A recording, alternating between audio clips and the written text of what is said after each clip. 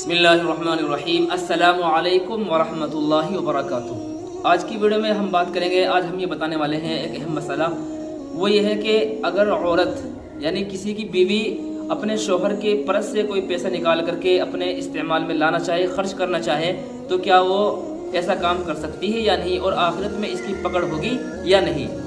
یعنی وہ یہ سمجھنے لگ جائے کہ شوہر میرا ہے تو مال بھی میرا ہے، تو اگر کسی کی بیوی اپنے شوہر کے والیٹ سے پیسے نکال لے اور اس کو خرچ کر دے، کیا اس کے لیے جائز ہوگا یا نہیں؟ اسلام اس بارے میں کیا کہتا ہے، اسلام کی تعلیم اس بارے میں کیا ہے، آج ہم اس بارے میں آپ کو بتانے والے ہیں۔ آپ لوگ اس ویڈیو میں بنے رہیں، اس ویڈیو کو دھیان سے دیکھیں۔ دیکھیے، اس مسئلے کا جواب یہ ہے کہ اللہ تبارک و تعالیٰ نے کسی کے مال میں تصرف کرنے کی کسی کو اجازت نہیں دی ہے۔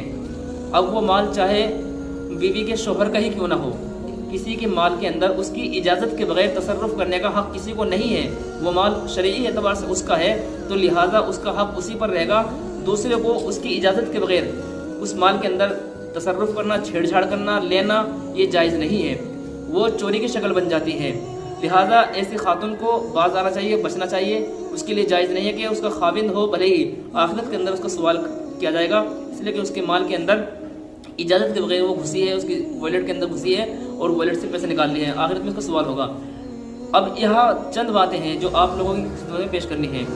بیوی کا اور شوہر کا تعلق ہے چونکہ، تو روزمرہ کی ضرورتیں بھی پیش آتی ہیں، روزمرہ کے گھر کے اخراجات، گھر کی چیزیں بھی آتی ہیں، مثال کے طور پر تیل صابن وغیرہ، اس چیز کی بھی، اس لیے کہ اللہ کے نبی صلی اللہ علیہ وسلم نے حدیث کے اندر صاف طور پر اس کو منع کیا ہے۔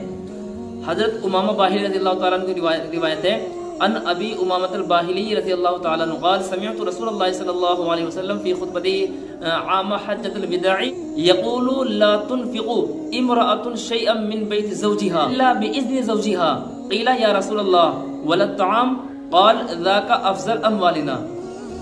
یہ ترمذی کی روایت ہے۔ اس روایت کا خلاصہ، اس کا مطلب یہ ہے، حضرت امامہ باہلی رضی اللہ تعالیٰ عنہ بیان کرتے ہیں کہ میں نے اللہ کے نبی صلی اللہ علیہ وسلم کے خطبے میں، جو کہ حجۃ الوداع کے موقع پر آپ نے ارشاد فرمایا تھا، اس میں نے یہ بات سنی ہے کہ کسی عورت کے لیے جائز نہیں ہے کہ وہ اس کی شوہر کی اجازت کے بغیر اس کے مال میں سے وہ خرچ کرے، بھلے ہی وہ صدقہ ہی کیوں نہ ہو، بھلے ہی وہ صدقہ کرنا ہی کیوں نہ ہو۔